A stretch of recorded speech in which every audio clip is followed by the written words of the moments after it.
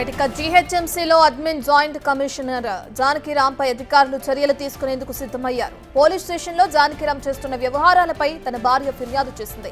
నిన్న వారాసిగూడలోని ఓ ఫ్లాట్ లో తన భర్త వేరే మహిళతో కలిసి ఉండగా రెడ్ హ్యాండెడ్ గా పట్టుకుంది. ఇక బంధువులతో కలిసి ఇద్దరిని చిత్తకొట్టింది. మరోవైపు జీహెచ్ఎంసీ జాయింట్ కమిషనర్ జానకిరాంపై అనేక అవినీతి ఆరోపణలు ఉన్నాయి. గతంలో కూడా జానకిరాం భార్య జీహెచ్ఎంసీలో నిరసన తెలిపింది. అయితే ప్రస్తుతం అడ్మిన్ జాయింట్ కమిషనర్ గా ఉన్న జానకిరాం డీసీ పోస్ట్ కోసం పట్టుబడుతున్నారు. జానకిరాం చాలా మంది అమ్మాయిలతో వివాహేతర సంబంధాలు పెట్టుకున్నాడని తన భార్య ఆరోపిస్తుంది. జానకిరాంను అతనితో కలిసి ఉంటున్న అమ్మాయిని వారాసిగూడ పోలీస్ స్టేషన్ కు తీసుకెళ్లారు. ఇక ప్రస్తుతం జానకిరాం గాంధీ హాస్పిటల్లో ఉన్నాడు. తనని చంపి మరో మహిళతో ఉండాలని జానకిరాం ప్లాన్ చేసినట్లు కూడా జానకిరాం భార్య కళ్యాణి ఆరోపిస్తుంది. ఈ నేపథ్యంలో జానకిరాంపై ఉన్నతాధికారులు చర్యలు తీసుకునేందుకు రెడీ అవుతున్నట్లు తెలుస్తోంది.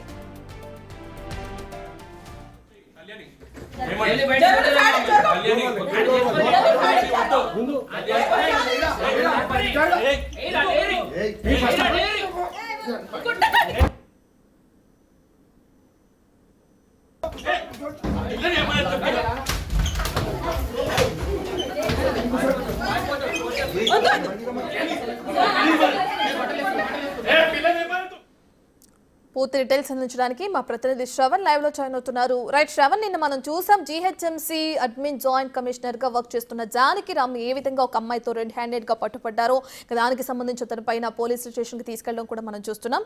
కేసు అప్డేట్స్ ఏ విధంగా ఉన్నాయి?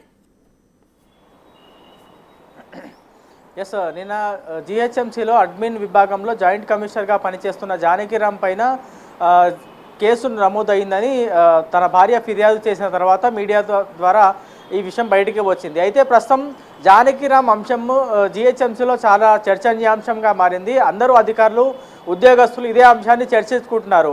ఒక జాయింట్ కమిషనర్గా ఉన్నటువంటి అధికారి ఎందుకు ఇంత దిగజారి ప్రవర్తించారు, ఎందుకు ఇంత దిగజారి బిహేవ్ చేస్తున్నారు అని అందరూ మాట్లాడుకుంటున్నారు. ఈ అంశం కమిషనర్ దృష్టికి కూడా వెళ్ళింది. నిన్న బిగ్ టీవీలో వచ్చినటువంటి వార్తలు, వీడియోలు అన్నీ కూడా కమిషనర్ తెప్పించుకొని అసలు ఏం జరిగింది, నిజంగానే జానకిరాం అక్రమ సంబంధాలకు పాల్పడ్డా, అనేక మహిళలను మోసం చేశాడా, ఎంతమంది మహిళలతో ఈయన అక్రమ సంబంధాలు పెట్టుకున్నాడు, ఆయన మీద డ్యూటీలో చేస్తున్న సమయంలో ఎన్ని అవినీతి ఆరోపణలు ఉన్నాయి, ఎంత మేరకు అవి బయటికి వచ్చాయి, ఎంత మేరకు తేలాయి, ఇవన్నీ అంశాలపైన కమిషనర్ వివరాలన్నీ తెప్పించుకున్నారు. సో పోలీసులు ఎఫ్ఐఆర్ నమోదు చేసిన తర్వాత జానకిరాం జాయింట్ కమిషనర్గా ఉన్నటువంటి జానకిరాం పైన సస్పెండ్ పడేటువంటి అవకాశం ఉంది. కానీ ఇప్పటి వరకు ఎఫ్ఐఆర్ నమోదు కాలేదు కాబట్టి అది ఆయన మీద ఇంకా యాక్షన్ తీసుకోలేదు అనేది మన దగ్గర ఉన్నటువంటి సమాచారం. ఒకసారి పోలీసులు ఎఫ్ఐఆర్ నమోదు చేస్తే దానికి అనుగుణంగా జీహెచ్ఎంసీ అధికారులు అతన్ని సస్పెండ్ చేసేటువంటి అవకాశం ఉంది. అతను మున్సిపల్ డిపార్ట్మెంట్కి సంబంధించినటువంటి ఉద్యోగే కాబట్టి ఆయన మీద యాక్షన్ తీసుకునేటువంటి అవకాశం మున్సిపల్ అధికారులకు ఉంటుంది. సో రాబోయే మేబీ ఇవాళ ఎఫ్ఐఆర్ నమోదు అవుతే ఇవాళనే సస్పెండ్ అయ్యేటువంటి అవకాశం ఉంది. సో ఇప్పుడు జానకిరాం భార్య కళ్యాణి ప్రస్తుతం ఆరోపిస్తున్నది ఏంటంటే తన ఉద్యోగం గవర్నమెంట్ డిపార్ట్మెంట్లో ఉన్నాడు, గవర్నమెంట్ ఆఫీసర్గా ఉన్నాడు. ఒకవేళ ఇవన్నీ బయటికి వస్తే ఆయన సస్పెండ్ అవుతాడు, ఆయన ఉద్యోగానికి ఇబ్బంది అవుతుంది. కాబట్టి నేను ఇన్ని సంవత్సరాల నుంచి ఓపిక పడుతూ వచ్చినా, కానీ ఇప్పుడు నా వల్ల కావట్లేదు, నన్ను చాలా ఎక్కువ కొట్టారు, నన్ను బాగా ఇబ్బందులు గురి చేశారు, నా మొహం మీద ఉంచారు, చెప్పులతో కొట్టారు. అందుకే ఎందుకు అని ఇవన్నీ అడిగితే మాత్రం ఏమీ చెప్పట్లేదు. ఏమైనా ఇంకా ఎక్కువ అడిగితే ఇంటికి కూడా వచ్చే పరిస్థితి లేదు, రోజులకు రోజు బయట ఉంటుండే. సో ఆయన మీద నేను దృష్టి పెట్టి ఎవరితో ఉంటున్నాడు ఏందని తెలుసుకున్న తర్వాత ఇవన్నీ బయటికి తీసుకొద్దామన్నటువంటి ఆలోచనతో నేను ఉన్నా. అందుకే నిన్న వారసుగూడలోని ఒక అపార్ట్మెంట్లో ఒక మహిళతో ఉన్నారు అనేటువంటి సమాచారం తెలిసిన తర్వాత నా బంధువులందరితో కలిసి నేను వెళ్ళి ఆయనతో మాట్లాడదామని అనుకున్నా. కానీ అక్కడ గొడవ జరిగింది. గొడవ జరిగిన తర్వాత ఆ లోకల్ పోలీసులు, వారసుగూడకు సంబంధించిన పోలీసులు వచ్చి మా ఇద్దరిని ఇక్కడికి తీసుకువచ్చారు అనేది తన భార్య కళ్యాణి చెప్తున్నటువంటి అంశం. సో భార్య నిన్న పోలీస్ స్టేషన్కి వెళ్ళిన తర్వాత ఉదయం నుంచి ఫిర్యాదు చేయలేదు. నిన్న సాయంత్రం వారసుగూడ పోలీస్ స్టేషన్లో నా మీద వాళ్ళ కుటుంబ సభ్యులందరూ, జానకిరాంతో పాటు వాళ్ళ కుటుంబ సభ్యులందరూ కూడా నన్ను చంపే ప్రయత్నం చేశారు, నా మీద దాడి చేశారు. అనేక మంది మహిళలతో, అనేక మంది యూతులతో ఎక్కడ పోస్టింగ్ వస్తే అక్కడ ఆయన అమ్మాయిలతో అక్రమ సంబంధాలు పెట్టుకున్నాడు అని కళ్యాణి నిన్న వారసుగూడ పోలీస్ స్టేషన్లో ఫిర్యాదు చేసింది. ప్రస్తుతం జానకిరాం స్టేట్మెంట్ తీసుకోవడానికి పోలీసులు కూడా సిద్ధమయ్యారు. ప్రస్తుతం జానకిరాం గాంధీ ఆసుపత్రిలో చికిత్స పొందుతున్నారు. ఆయన ఆరోగ్యం కొంత సెట్ అయిన తర్వాత పోలీసులు నేరుగా వెళ్ళి ఆయన స్టేట్మెంట్ తీసుకొని ఉన్నారు. దాని తర్వాత ఆయన దగ్గర నుంచి కూడా ఏమైనా కేసు అంటే జానకిరామ్ కూడా ఏమైనా ఫిర్యాదు చేస్తారనేటువంటి కోణంలో కూడా చెప్తున్నారు. ఎందుకంటే నిన్న ఒక మహిళ ఇంటికి జానకిరామ్ భార్యతో పాటు వాళ్ళందరూ కూడా వెళ్ళి దాడి చేశారు కాబట్టి అది ట్రెస్పాస్ కేసు అయ్యేటువంటి అవకాశం ఉంది.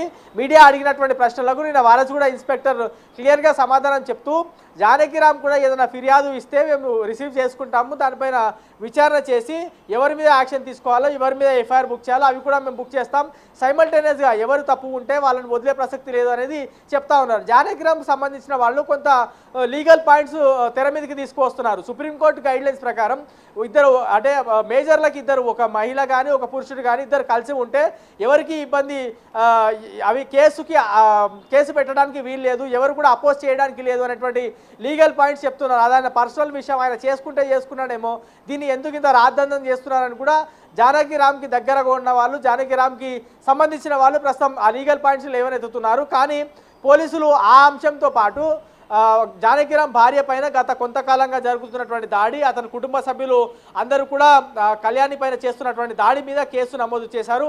ఈ పరిణామాలన్నీ కూడా ఎటువైపు దారి తీస్తాయి, జానకిరామ్ సస్పెండ్ అవుతాడా లేదా అనేది ప్రస్తుతం జిహెచ్ఎంసీ అధికారుల మదిలో కానీ జిహెచ్ఎంసీ కార్యాలయంలో కానీ చాలా ప్రధానంగా చర్చ జరుగుతుంది.